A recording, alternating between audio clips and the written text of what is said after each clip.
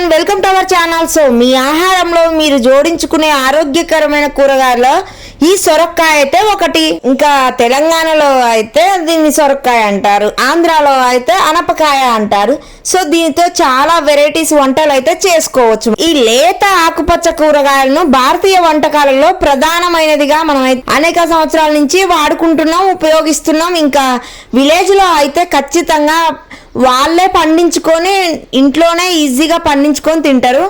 కానీ మనమైతే కొనుక్కోవాల్సిందే సిటీలలో. ఇంకా విలేజ్ లో న్యాచురల్ గా పండించుకొని తింటే టేస్ట్ వేరేలాగా ఉంటుంది.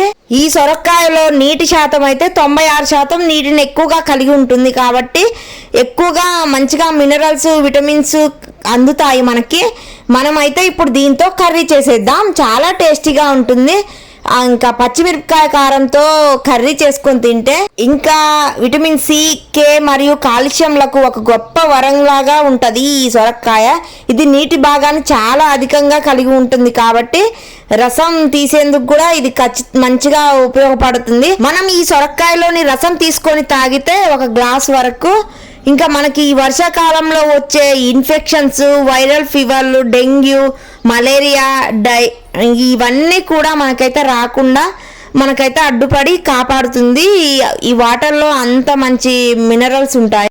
ఇది ఎక్కడైనా దొరుకుతుంది, మార్కెట్లో అందుబాటులో ఉంటుంది మరియు చాలా చౌకైన ధరలోనే మనకైతే దొరుకుతుంది.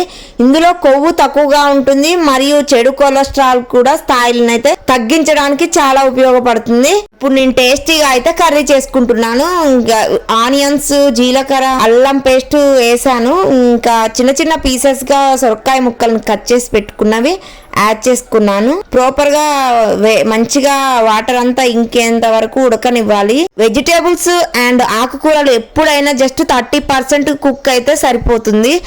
మరి ఓవర్ గా కుక్ చేయకూడదు, చాలా టేస్ట్ పోతుంది అండ్ అందులో ఉన్న మినరల్స్ అన్ని పోతాయి. సో నార్మల్ గా కుక్ చేస్తే సరిపోతుంది. ఇంకా మనకి సొరకాయ మనకి శరీరాన్ని అయితే చల్లబరుస్తూ ఉంటుంది. సొరకాయ రసం శరీరంపై మంచిగా తేమని అందిస్తుంది. వెచ్చని వేసవిలో డిహైడ్రేషన్ కి అయితే ఎక్కువగా ఉపయోగించుకోవచ్చు.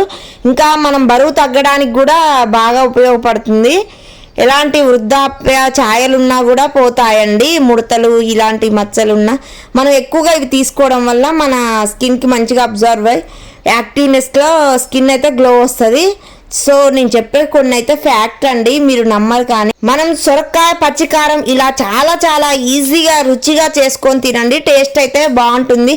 అన్నంలోకి, చపాతీలోకి సొరకాయతో ఎప్పుడు ఒకేలా కాకుండా కొత్తగా ఇలా చేసి చూడండి, టేస్ట్ ఇంకా వేరే లెవెల్. ఇలా చాలా ఉపయోగాలు అయితే ఉన్నాయి. ఆంధ్ర స్టైల్లో కాకుండా తెలంగాణ స్టైల్లో చేశాను. వాటర్ మొత్తం పోయేంత వరకు ఉంచొద్దు, నార్మల్ గా కుక్ అయితే సరిపోతుంది ఈ వెజిటేబుల్స్ అండ్ ఇంకా ఆకుకూరలు అయితే.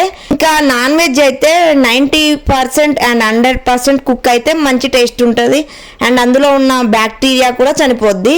సో వెజిటేబుల్ కానీ ఇంకా ఆకుకూరలు అయితే అలా కుక్ చేయకూడదు, ఇందులో ఉన్న మంచి బ్యాక్టీరియా అంతా, కాబట్టి అలా చేయకూడదు. సో ఇంకా కర్రీ అయితే రెడీ అయిపోయిందండి. గార్నిషింగ్కి కొత్తిమీర ఇంకా మంచిగా కరివేపాకు కూడా యాడ్ చేసుకున్నాను. అంతా రెడీ అయిపోయింది. ఇంకా మా పాపకైతే ముక్కలు ఉంటుంది.